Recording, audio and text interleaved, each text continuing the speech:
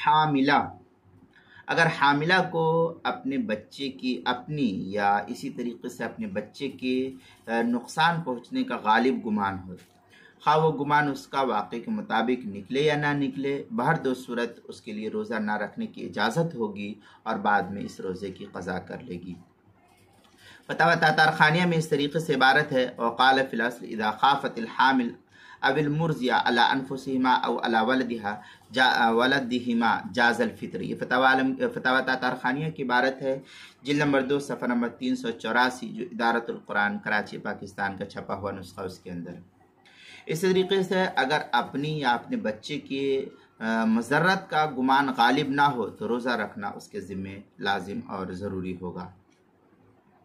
دوسرے کہ حاملہ کو ایسی بات پیش آ گئی جس سے اپنی جان یا بچے کی جان کا اندیشہ ہے، خطرہ لاحق ہے، تو روزہ توڑ دینا درست ہے اس کے لیے۔ روزہ توڑنے کی صورت میں صرف قضا لازم ہوگی، کفارہ لازم نہیں ہوگا اس صورت میں۔